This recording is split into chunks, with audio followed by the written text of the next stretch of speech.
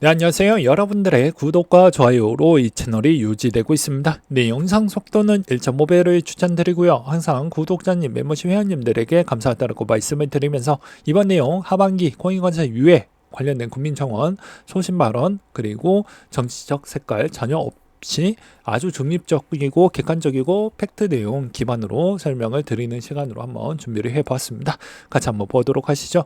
자, 이번에 21대 국회가 마무리가 되고 22대 국회가 열렸죠. 21대 국회에서 법안이 16,733건 정도가 있었는데 그게 자동 폐기가 되었습니다. 그래서 22대 국회가 열렸을 때 다시 제정, 개정, 발의부터 상임 및 심사, 의결까지 원점으로 다시 시작을 해야 된다는 점이 있었고요. 그리고 이때까지 역대 국회에서 가장 적은 법안 처리율을 36.6%를 찍었습니다. 그만큼 일을 안 했다라고 볼 수가 있게 되는 것이겠죠.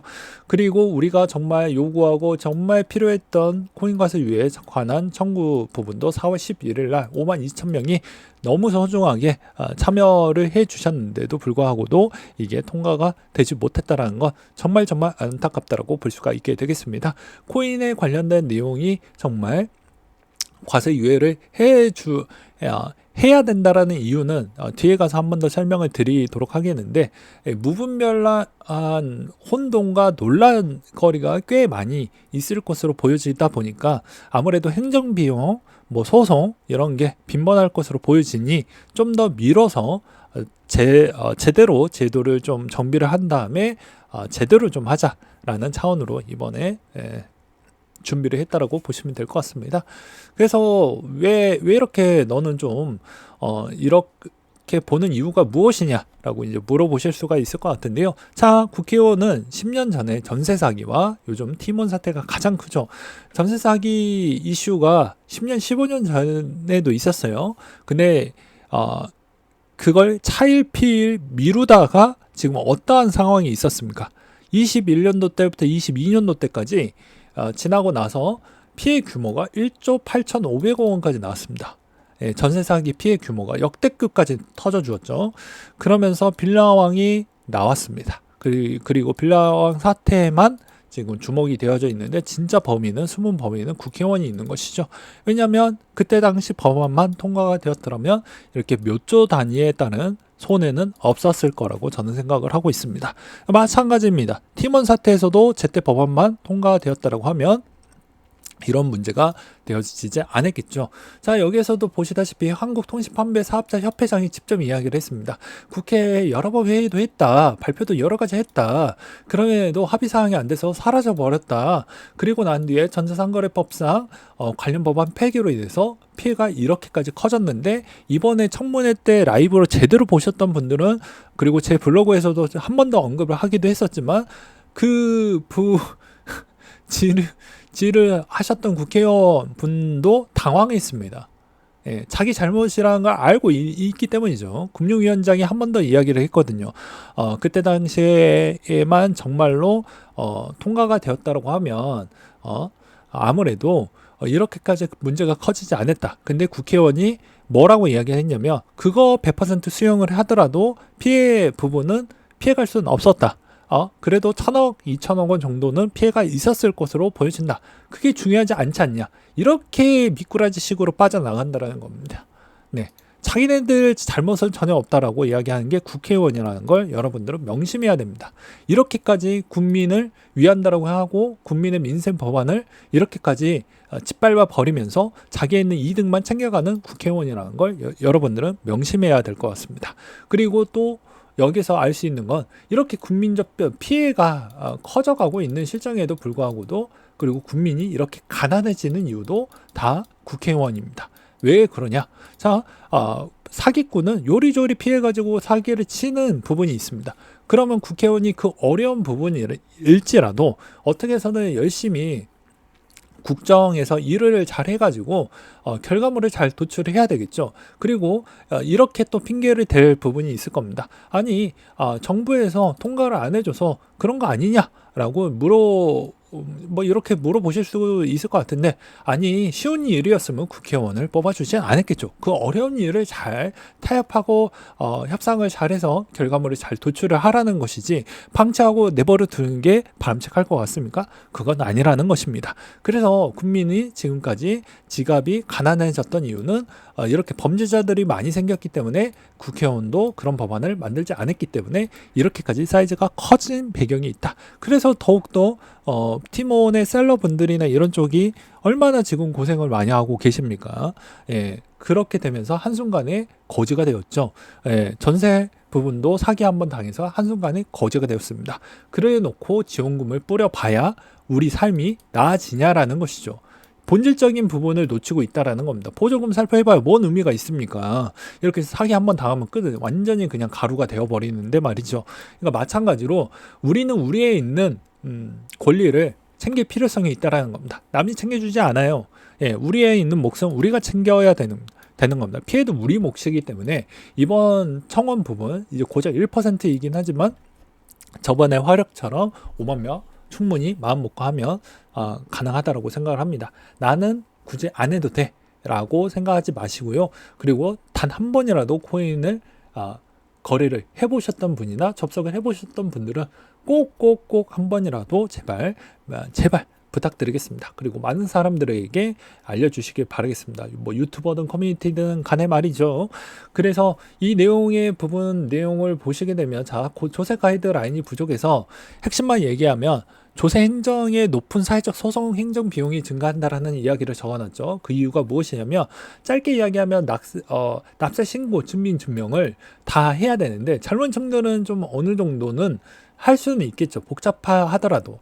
그렇지만 대부분 세무사를 껴야 됩니다. 세무사를 껴야 된다라는 그런 불필요성이 있겠고요. 여기에서도 또 여러 가지 납세를 원활하게 쉽고 간편하게 해줄 수 있을 만한 연말정산 홈택스 시스템도 있죠. 마찬가지로 증권도 금조세 부분에 있는 시스템 벌써 다 구축을 해놨습니다. 근데 코인 부분에 과세를 한다라고 했으면 과세에 따른 자동화 시스템은 전혀 없이 국민들에게 피해를 많이 줄 수 있게끔, 세금 폭탄을 받을 수 있게끔 그렇게 제도화가 되어져 있다라는 걸 지적을 하는 것입니다. 이렇게 되었을 경우에는 어떻게 있을 것 같습니까? 말 그대로 여러분들이 이제 세무공무원 부분의 질타와 폭행 건수도 많이 나타날 수도 있는 것이죠. 왜냐하면 이번에 이제 여기에서는 준비를 안 되어져 있지만, 최근에 뉴스에서도 이벤트 코인에 참여를 했는데 국세청이 갑자기 마법의 계산법을 제시를 했죠. 나의 원금은 500만 원밖에 안 됐는데 너의 거래 회전수를 곱해가지고 너는 이 정도에 있는 수익이 났다라고 간주를 때린 다음에 간주 세금을 내라 라고 했죠. 지금은 계속 행정소송에 지금 진행 중입니다. 거래소가 그 부분을 지금 하고 있다 보니까 우리가 지금 모르고 넘어가고 있다라고 보시면 될 것 같습니다. 그렇게 납입과 어떻게 보면 납세에 따른 신고 증명이 제대로 하기가 정말 어렵다는 거예요. 이게 정말 어렵습니다. 그래서 괜히 제가 이런 목소리를 내는 게 아니에요. 나중에 돈 벌고도 짜증 내서, 그리고 진짜 나중에 피눈물 흘릴 수도 있는 겁니다. 왜냐하면 내가 이렇게까지 돈 버는 그 과정까지는 다 도착했다라고 했지만 결국에 이제 나중에 세금을 내라는 말도 안 되는 계산법을 만약에 했었을 경우에는 여러분들이 그걸 견뎌낼 수 있을까요? 현타가 오지 않을까요? 그런 걸 예방하고자 이번 내용을 넣었다라고 보시면 될 것 같습니다.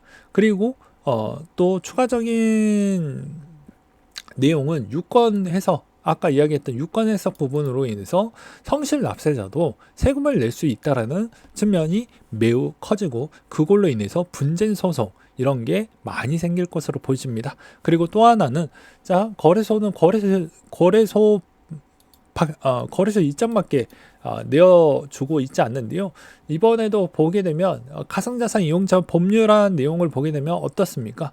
투자자 보호장치라고 이야기를 뭐 그렇게 써놨지만 실질적으로 거래소 운영 문제점 발생하면 배상에 관련된 내용은 전혀 없다. 배상 책임에 관련된 내용이 전혀 없습니다. 이번에도 마찬가지로, 자, 하나를 더 보여드리도록 하겠는데요. 여기서도 뭐라고 이야기가 나오고 있냐면요. 보험 가입 부담과 보험사 수익 문제성 때문이라고 했는데, 거래소가 보험 가입 부담이 비용이 상당히 많이 들어간다고 해서 지금 좀 꺼리고 있습니다. 그래서 이걸 좀 적게, 아주 적은 형태로 보험 가입을 시도하려고 하고 있고요. 그리고 대부분 준비금으로 좀 떼려고 하는 형태가 나오고 있습니다. 만약에 이걸 해킹이 좀 더 세게 나오든지 서버가 터졌을 때에 따른 손실 부분을 만약에 보상을 하려고 하면 이게 제대로 보상이 될까요? 라는 물음표가 있습니다. 근데 가상자산 이용자 보험 법률 내용 측면을 보았을 때 구색 맞추기와 형식 맞추기만 지금 하고 있다는 걸 저는 좀 지적을 하고 싶고요. 물론 이제 거래소 입장도 좀 보게 되면 왜 그런지도 저는 알 수가 있을 것 같은데, 높은 비용도 있겠지만 이 보험사가 그 비용을 왜 높게 잡는 이유는 이 코인의 가격 변동성이 워낙 크다 보니까 이 변동성 구간에 있는 그 사고 시점이 최고점 구간에서 사고를 났었을 경우에는 보험 지불 대상 측면이 생각보다 크다라는 것이죠. 그래서 이런 측면도 우리는 좀 알 필요성이 있다. 그러니까 우리적 관점으로 보게 되면 저런 꼼수를 지금은 하고 있기 때문에 웬만하면 우리에 있는 목소리를 충분히 내야 나중에 진짜 피눈물 안 흘리고 나중에 정말 나중에 사건이 그러니까 일어나고 나서 하면요. 일어나고 나서 하면 전세상이나 팀원 사태도 일어나고 나서 하면 누가 제일 고생입니까? 네? 여기에 해당되는 해당 국민들만 개고생하는 거예요. 마찬가지입니다. 이것도 제가 누누이 이런 내용 제가 시간이 남아돌아서 이걸 작성을 했었을 거라고 생각을 하십니까? 다 필요했던 거 다 검토하고 희생해가지고 이걸 작성을 한 거예요. 그럼에도 불구하고 이게 나중에 통과가 안 돼서 피눈물 흘리지 말라는 차원으로 말씀을 다시 한번 드리는 바가 될 것 같습니다. 네, 이상으로 마치도록 할게요.